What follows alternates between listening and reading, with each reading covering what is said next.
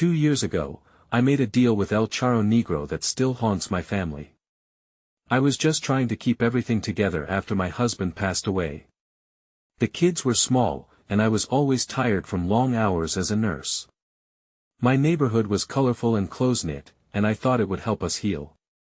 I wanted comfort, but I think I was too hopeful. One night, after a long shift, I heard my kids laughing outside. It was late, and I felt a mix of exhaustion and confusion. I opened the back door and saw them playing. They were talking excitedly about a man in a wide-brimmed hat. They looked so sure. "He tells us stories, Mama," they said. I shook my head and said, "It's just your imagination." But deep down, I wondered if I was wrong. The weeks that followed felt strange. The neighbor's kids stopped playing outside. It was odd since we were usually all together. Then I heard whispers in the dark. It made my skin crawl. My kids kept mentioning their new friend. "He plays with us," they said, and I wanted to laugh, but I couldn't. A tightness in my chest remained. One morning, I opened the door and froze. There were strange symbols drawn on it. My heart raced as I stared at them. I thought maybe it was just kids messing around, but I felt cold. I tried to convince myself there was nothing to worry about.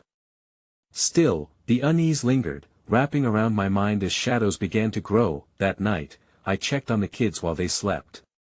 The moonlight lit up their faces, peaceful yet unsettling. I thought I saw a figure standing in the corner of their room, but when I blinked, it disappeared. Was it real? I didn't know. Panic quickened my breath. Days passed, and I kept hearing about El Charro Negro. The neighborhood buzzed with whispers. I wished I could forget it. They said he made deals but didn't explain more. Guilt washed over me. Had I put my kids in danger? What did my husband do that could still affect us? At the market, I spoke to an older woman. She studied me carefully. El Charro doesn't give without taking something back, she warned. My stomach twisted. I felt helpless. What had I unleashed on my family by letting them play with this friend? Should I find out more, or would that make it worse? The nights grew darker, and my children insisted their friend was coming to play. Their laughter mixed with my growing dread. Was I losing my mind? I felt trapped. Then, one night, I caught a glimpse of the figure outside again. I turned to my kids, ready to scold them about being up so late. They looked at me, wide-eyed and excited. "He is here!" they shouted. My heart sank. Couldn't they see what I saw? I took a deep breath, the dread clawing at my neck. This wasn't just a game. What had I really brought into our lives? And the shadows deepened. The next morning, I woke up wondering if the night had been a nightmare. It felt surreal, yet the shadows lingered in my mind. I glanced at the kids, still asleep. Their innocent faces brought me a moment of peace. But it was short-lived. I had to figure out what was happening that I decided to visit the library. I needed answers. As I drove, I ruminated on El Charro Negro. Every story I had heard flared up in my memory. They said he was a spirit who roamed the night, wearing a hat that hid his face. I shivered, the old tales echoing in my thoughts. At the library, I searched through dusty books and fading newspapers.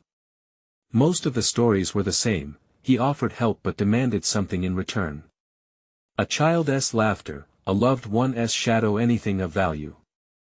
I felt a cold sweat forming. What had I given him without knowing? Then, I found an article. It was dated decades ago, detailing strange happenings in the neighborhood. Families inexplicably lost children or suffered freak accidents. The article mentioned signs, symbols like the ones on my door. My breath caught in my throat. Was this my fate? I needed to know more. I gathered myself and spoke to the librarian, hoping she knew something.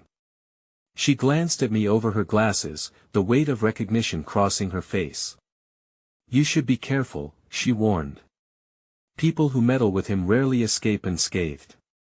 Her words tightened my chest. I pressed her for details. What does he take? I asked, desperate. She shook her head. It's never the same. But once he comes to collect, it's too late to back out. I thanked her, but unease sat heavy. As I left, I spotted a group of children playing in the park across the street. Their laughter rang in my ears, but it sounded hollow. My heart raced. Were my kids laughing at the same tricks, too? When I got home, anxiety twisted in my gut. I opened the door, only to freeze. There were more symbols now, more intricate than before. They marked every corner. I stepped back, panic surging. The air grew thick, and I felt the shadows creeping in again, curling around my legs. That night, the kids continued to giggle, eyes shining with excitement as they spoke of their friend. My heart sank lower each time they mentioned him. He wants to show us something, Mama. It'll be fun. Their joy felt wrong.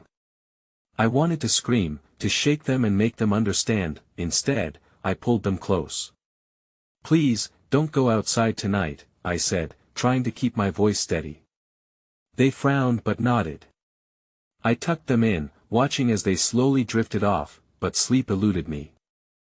I lay in bed, tossing and turning, listening for anything unusual.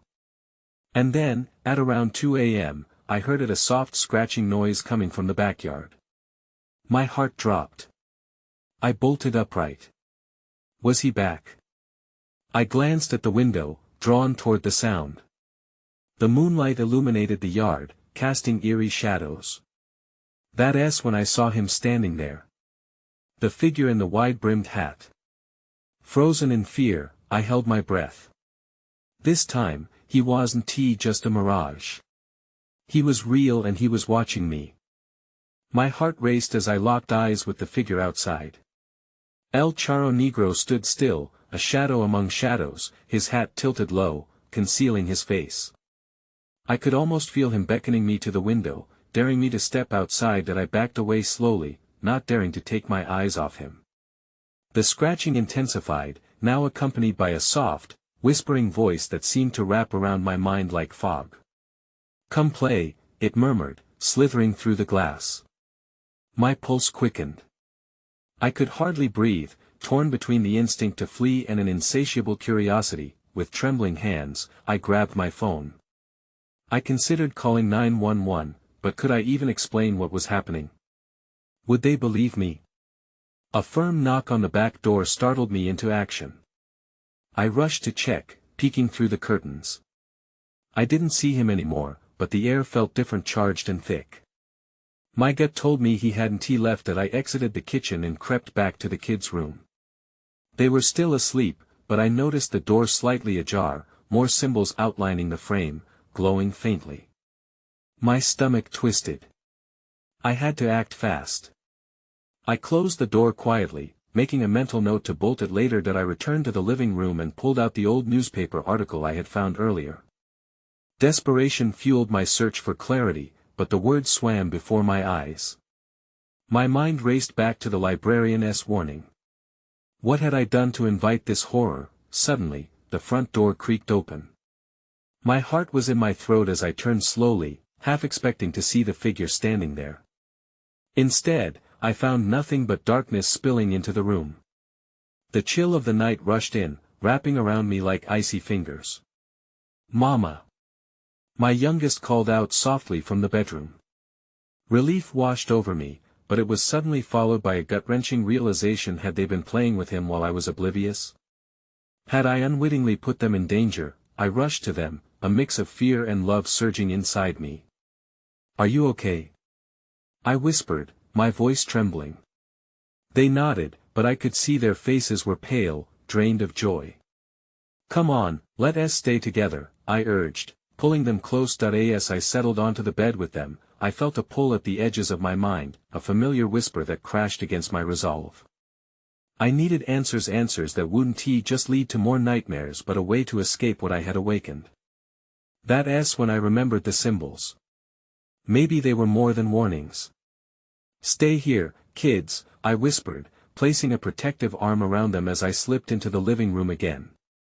I needed to get to the symbols on the door. Every inch of me screamed to turn back, but I couldn't afford to be scared now. The symbols glowed brighter than before, pulsing almost like they were alive. I slowly reached out to touch one. Instantly, a jolt ran through me, like electricity coursing through my veins. A vision flooded my mind, images of children, laughter turning to screams, dark shadows lurking that I stumbled back, gasping for air. I had seen a glimpse of what lay ahead. I realized then, with chilling clarity, that the deal I had unknowingly entered 2 years ago was far from over.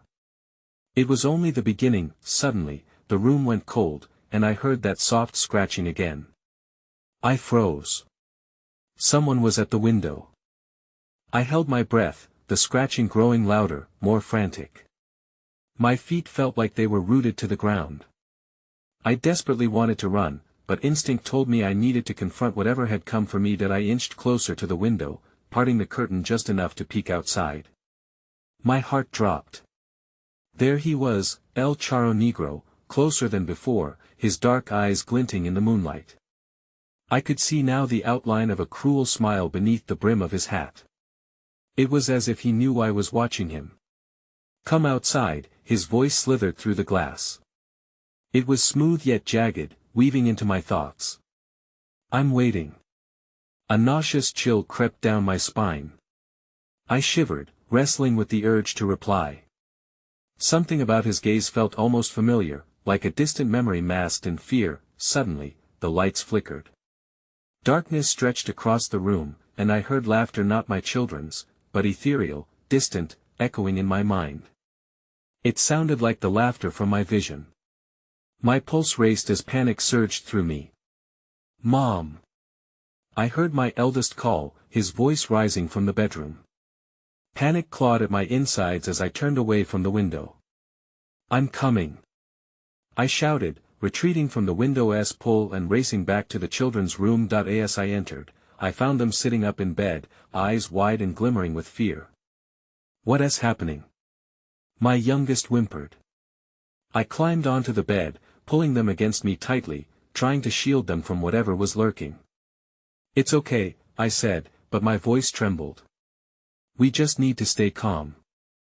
I tried to think of a plan, but the reality of the situation weighed heavily on my mind. My children were not just scared, they were in danger. That's when I realized the symbols weren't just warnings, they were a pathway, perhaps, an entrance for El Charro to move between worlds. They were tied to his presence in our home. My heartbeat quickened at the thoughts projecting into my mind. What if I could reverse the curse? What if the symbols could lead me back to that deal I had made? Another loud knock came from the back door. I startled, then quickly held my breath. The children looked at me, fear written across their little faces. The knocking grew persistent, an angry rhythm against the wood. "Stay here," I whispered fiercely. "No matter what happens, you stay in this room." I straightened, fear sharpening every sense. I had to know who or what was coming for us. That I slipped out of the bedroom, my heart pounding painfully in my chest. The back door loomed like a black hole. I reached for the knob, hesitating for just a moment. Then I turned it slowly, the door creaking open with a heavy sigh. Light spilled from the hallway, revealing the darkness outside. My instinct screamed at me to shut the door, but just beyond the threshold, a figure emerged, a smaller silhouette that sent my heart racing. It was a child. That I blinked hard, confusion washing over me. "What are you doing here?" I asked, my voice barely above a whisper. But the child didn't respond. Instead, they stared at me with wide, unblinking eyes, covered in soot and shadow. Then everything shifted. The door swung open wider, and the child stepped forward into my home. The child stood before me, silent and still. My mind raced. Who were they? Where did they come from? They looked lost, their small hands trembling. I stepped back instinctively, ready to shut the door and retreat, but something about their wide eyes drew me in. There was a glimmer of recognition there, something I couldn't place but felt deeply in my gut. Are you okay? I asked, my voice shaking. The child remained motionless, just staring. I held my breath, wondering if I should call for my kids. But what would I say? Is there a lost child at the door? Just then, I heard it again, the scratch of claws against wood, sharp and desperate. I glanced down the hall, my heart sinking. No, I couldn't let him in, not yet. I had to protect my family. Listen, I said slowly. You need to go back outside. It's not safe here. The child blinked, and suddenly their gaze dropped, fixed on something behind me. Fear rippled through me. What is it? I turned, praying it was just a figment of my imagination. But no, there it was, a shadow creeping along the hallway wall, dark and ominous, growing closer with each passing moment. Please, you need to leave, I urged again, my mouth dry. But the child shook their head, taking a hesitant step forward instead. No. I shouted, panic gripping me. I felt trapped between two dangers, one outside and one right in front of me. Mom, what's wrong? My eldest called from the bedroom, his voice breaking my focus. My heart raced. Would they hear me scream if I let whatever was behind me in? In that moment, something shifted in the air, like a tension before a storm. The child pointed behind me, then clutched their hands tightly at their sides. It wants you, they whispered, their voice a thin thread barely hanging onto existence. What wants me? I thought wildly, spinning around. Nothing was there, just shadows and the faintest whisper of laughter echoing in my ear. El Charro Negro, the child said. He is coming to take you back. That name sent ice through my veins. I had thought of him so many times but had failed to truly believe it would come to this. My desperation surged. I had to act quickly. I remembered the symbols, how they might give me a chance to stop this once and for all. Stay here. I barked, rushing toward the closet. Books and clothes were tossed aside as I searched for the notebook where I'd written everything down after the deal. My fingertips brushed the rough cover, and I felt a rush of hope. As I pulled it out, the air shifted again. A heavy presence filled the room, the atmosphere thickening like fog. I dared to glance toward the door, half expecting to see him standing there. That's when I saw it, a faint glow pulsating around the edges of the notebook. The symbols I had drawn, lines and curves that felt like a lifeline, were alive with energy. Then, without warning, the laughter returned, louder now, echoing through the house. The child gasped, and suddenly, the door slammed shut, plunging us into darkness. Fear twisted tight in my stomach. Someone was in the house. I froze, heart racing. The air felt thick, stifling. It was hard to breathe, harder still to think. Let us get to my kids, I whispered, but the child didn't move. Their gaze was glued to something deep within the shadows enveloping us. The notebook, still clutched in my hands, felt hot. I opened it, flipping through pages filled with hurried ink and shaky drawings of symbols, each one a reminder of the bargain I had made. I couldn't shake the feeling that those symbols were now somehow my only hope. Please, we have to hurry, I urged, but the child remained silent, still staring into the darkness like they could see something I couldn't. Perhaps they could. That's when I heard a low growl that rumbled through the floor like thunder. The hairs on my arms stood on end.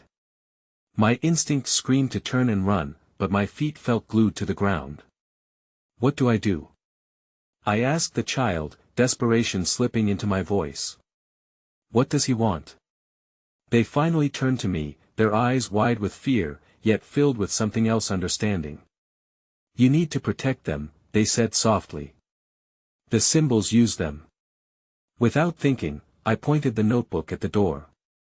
You stay back. I shouted, uncertainty coating my words. I want to let you hurt my family. But what would that even do? I felt foolish, facing whatever darkness lurked outside the room's thin veneer of safety. Suddenly, the scratching sounds escalated to frantic clawing. It was as if something was trying to break through the barrier of wood and air. The child's eyes widened further. It's getting through. They hissed that. I panicked, flipping through the notebook. I had to find something specific, a symbol that might protect us. As I scanned, my fingers trembled over a drawing of a shield-like symbol. My breath caught. That one, the child urged, pointing. Draw it. There was no time to waste. I found a pen amidst the clutter and quickly sketched the shield in the air before me, channeling all my fear into the lines. The air shimmered slightly as I completed the symbol, almost as if it had come to life. Just then, a low, raspy voice echoed from beyond the door. You think you can protect them? You cannot escape what is owed. The sound chilled me to my core. I finished the symbol just as the door rattled violently. The child pressed closer to me, their small frame trembling. Hold it up. I raised the notebook, the shield drawn in front. Stay behind me. I shouted, as I braced myself for the worst. The door splintered, a crack appearing that let a sliver of darkness slip through. The growl intensified, vibrating in my bones. Don't let him in. The child screamed. You have to hold the shield. That's when I realized, it wasn't just a symbol anymore. It felt real, like a barrier against whatever nightmare awaited us. The darkness pushed against my makeshift shield, heavy and suffocating. Then, the air grew still. But I knew he was close. Too close. The weight of dread settled in my stomach. I thought I could hold him off, but I was wrong. All I had done was tempt him further. Then I heard it. Something else, a laugh that made my skin crawl, mingling with the sound of pounding at the door. In a moment of clarity, I understood that to fight against El Charro Negro, I needed much more than symbols. I needed to face the truth behind my own darkness. Who are you? I asked aloud, voice trembling. The laughter halted. Everything went silent, and in that silence, I felt the walls closing in. Perhaps this was just the beginning. I held my breath, waiting for some kind of answer, but the silence stretched. There was just me, the child, and the darkness that seemed to pulse like a living thing. My heart thundered in my chest. What was I expecting? A name? A reason? I just stood there, shield raised, paralyzed by my own fear. Then, the scratching stopped. Confused, I lowered the notebook slightly, glancing to the side. Had I bought us some time? Just as I was about to hope, a different noise echoed in the room. A soft, whispering sound, like leaves rustling in the wind. It slithered past me, wrapping around my mind, and I struggled to focus. We have to go, the child urged. Their voice was barely audible, drowned out by my rising panic. He's quiet now, but he'll come back. I looked again at the door. The crack in it pulsed with a strange energy, inviting as it flickered in and out of view. It felt wrong, not safe. But where? I asked, desperation creeping in. I can't leave without my kids. They're not safe here, the child insisted, their eyes wide. Trust me. The symbols can help us, but we need to find a place to use them. I wasn't sure I had a choice. I felt a lingering urgency, a push to act before the darkness regained its strength. My gut churned, but I knew the stakes.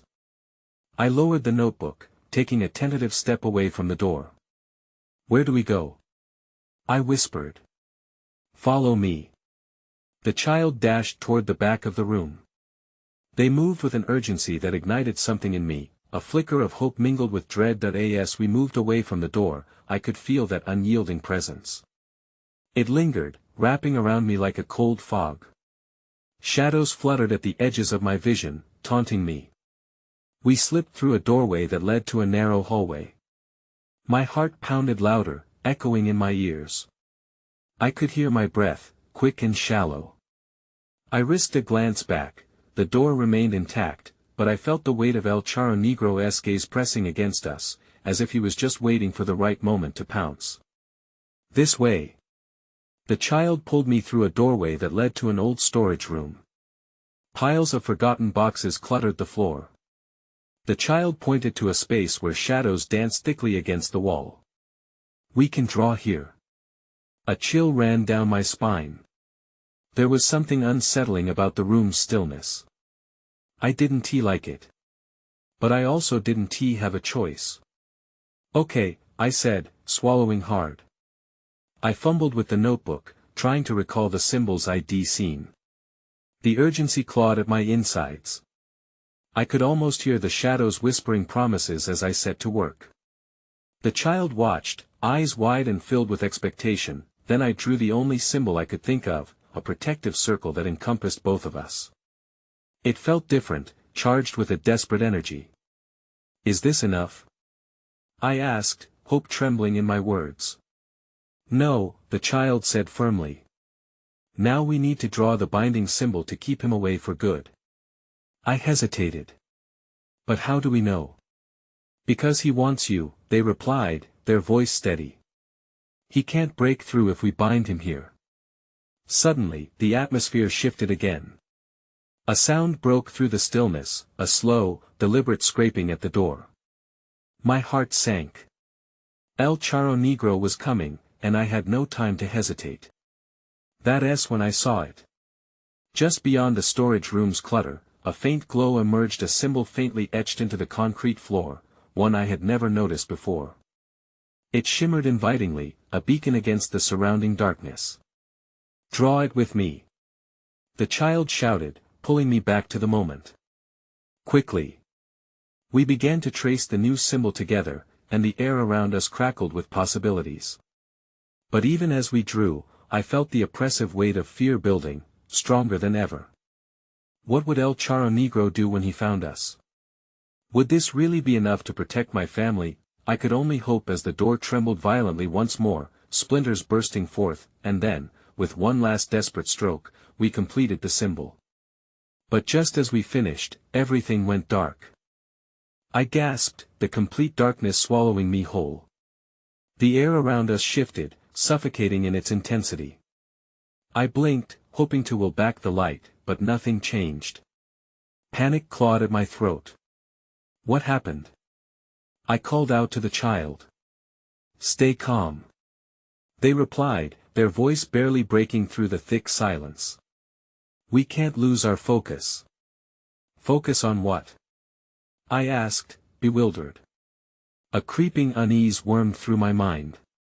I had no idea if what we'd drawn worked, or if it even mattered anymore. I waved my hand in front of my face, the emptiness pressing in. Just then, a low growl reverberated through the darkness. I felt it in my bones. My instinct screamed that we weren't alone. "We need light." The child's voice trembled as they fumbled at their side. "Hold on." With that, a spark illuminated the room, casting flickering shadows on the walls.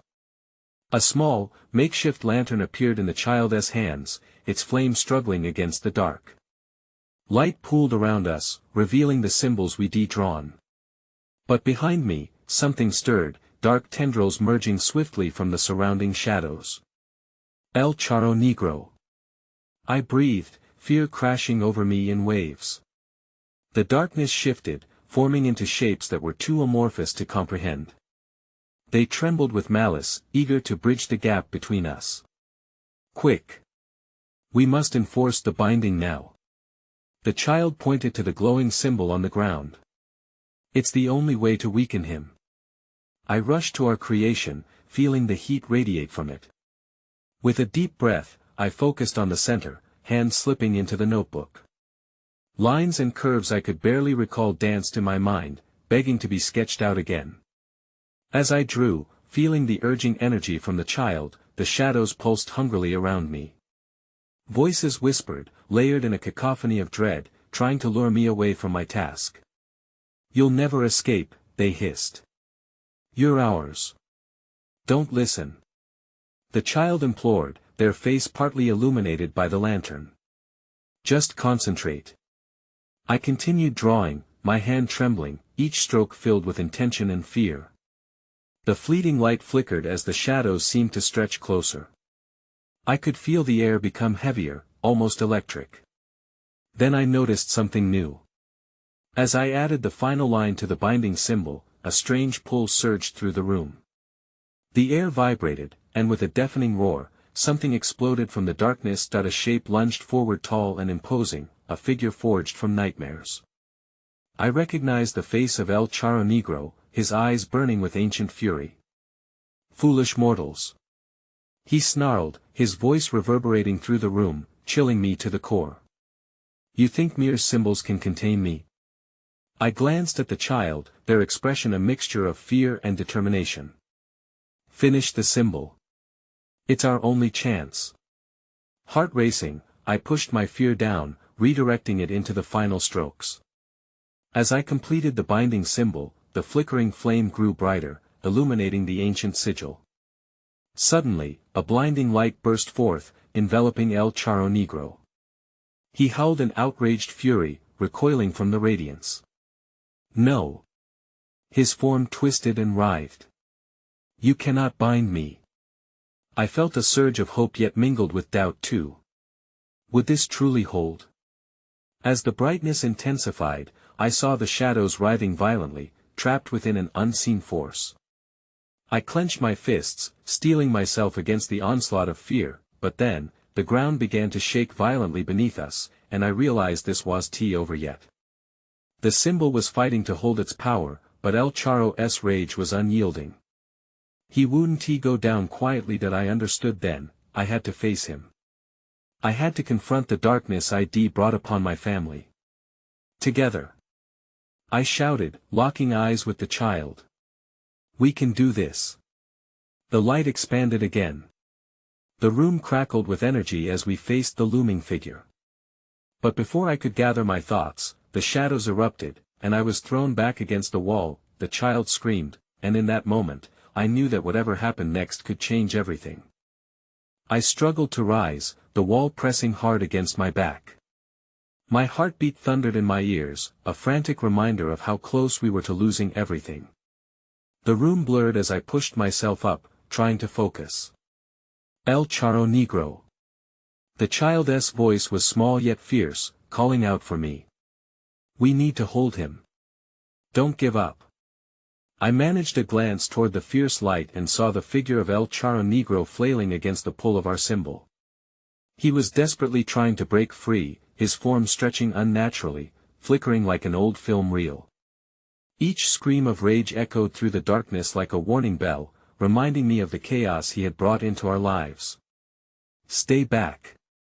I shouted, my voice barely carrying over the tumult. I staggered to my feet, urgency fueling my movements.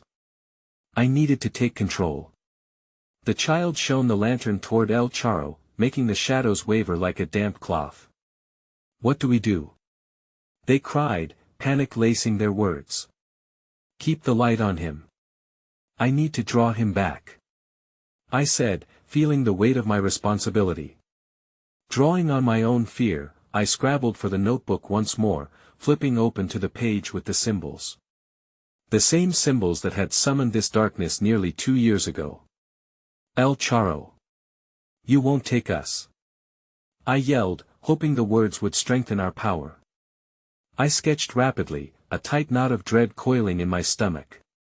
Every stroke of the pencil felt like a lifeline, tethering us to hope. But something strange happened.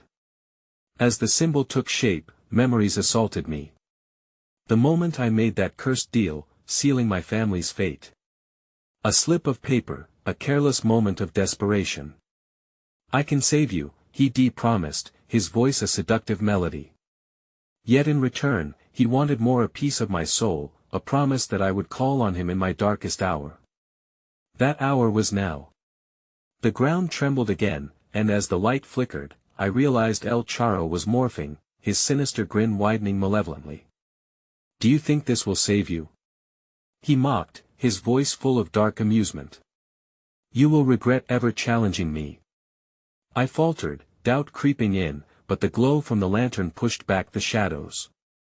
"Concentrate. Don't let him win," the child urged. Their voice ignited a spark within me. With renewed focus, I added intricate details to the symbol. Lines crossed and spun together, vibrating with an energy that felt tangible in the heavy air. The light from our efforts surged forward, a last-ditch battle against the encroaching darkness threatening to swallow us whole. But then, just as I was about to complete the drawing, shadows coalesced around my wrists, cold as ice.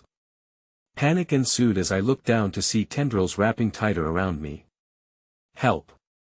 I gasped, struggling against the grip. "I'm coming!"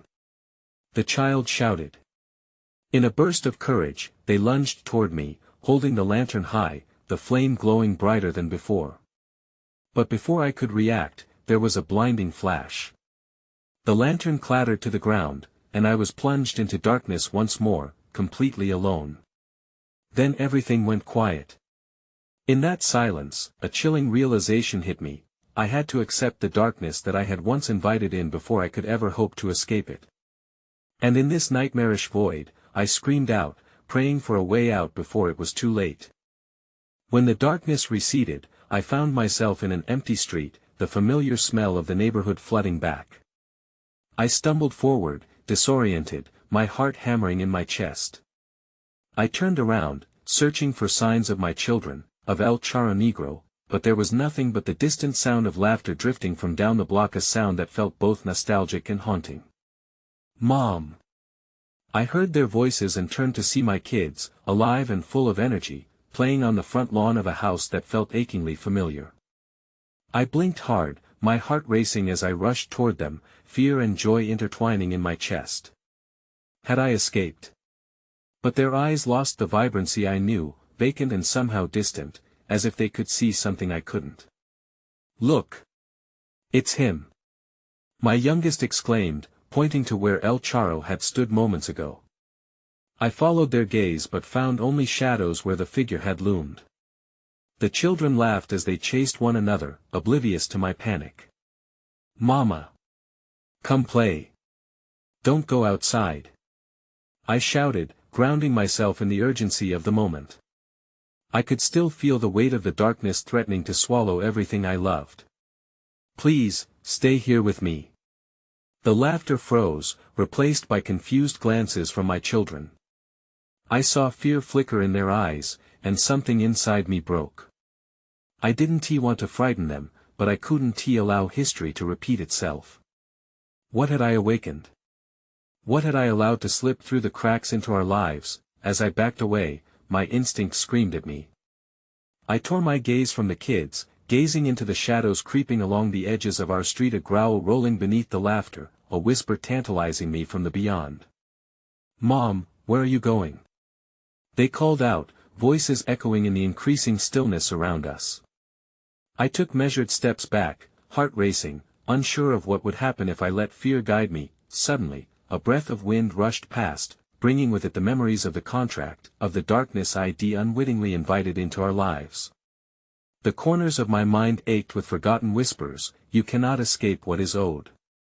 I had fought hard, pushing back against the darkness, and yet here it was a reminder that my choices had consequences. Footsteps echoed behind me, drawing me back to the moment. I turned, clutching my notebook tightly, the symbols still etched in my memory. The air around me felt thick, charged with the sort of tension that precedes a storm. In the depths of my mind, part of me believed I had resolved the darkness, but another part could feel it lingering, waiting. "Mom!" My kids reached out for me, their innocence pulling me in. Whatever I had experienced, they hadn't. "We want to play." A shudder rippled through me. I couldn't let them fall into the same trap I had. It felt eerie, the familiar warmth of their laughter intermingled with the terrible echoes of past fear. I was pulled in both directions toward the solace of my children and the absolute terror of what lurked just beyond their vision. "I love you both," I whispered, the weight of that promise heavy on my heart. Turning to exit the confines of my own doubt, I stepped back, not wanting to let go of the moment yet understanding it could fracture us. I had survived, but had I truly escaped El Charro? The ground trembled beneath my feet, and I felt a gust of wind swirl around me, carrying whispers of long-buried secrets. Tremors of uncertainty danced through the air as specters of the past teased at the edges of my reality. Somewhere, deeper within the recesses of my thoughts, I heard El Charro's laugh echo. I hesitated, my breath catching. There were no easy answers, but something was shifting, perhaps a reluctant resolution. My gaze strayed back to my kids, their laughter fizzling as the shadows deepened. I need you both to promise me something, I began, feeling the weight of every word. If things get strange, if you see something, don't listen. No matter how tempting. I could see their confusion swimming in bewildered eyes. Okay, Mama, they said in unison, night-hued shadows flickering around them, unaware of the weight of what I guaranteed them. That I glanced at the alley, memories of that sinister figure dancing through my mind. Just then, the wind shifted, sharp and tinged with weight. I could feel the door closing, the contract of old tethering me to shadows that would never forget. Emboldened, I stepped closer to the edge of the street. I made a deal, but it doesn't hold anymore. I refuse to let this darkness dictate our lives. My breath steadied, the promise electrifying my pulse. As the street fell silent, I turned to look at my children, their faces alive with joy, yet a small whisper of unease still lingered in my mind. The laughter faded, but in the solemn pulse of dusk, something darker than shadows shifted in the silence, and I couldn't shake the feeling that we might never uncover the whole truth. That I moved us through our familiar neighborhood, but even as we walked, I sometimes caught fleeting glimpses of figures in wide-brimmed hats, lingering at the corners of my vision, forever drifting in and out of comprehension, waiting and watching. Maybe even now, we were never truly free.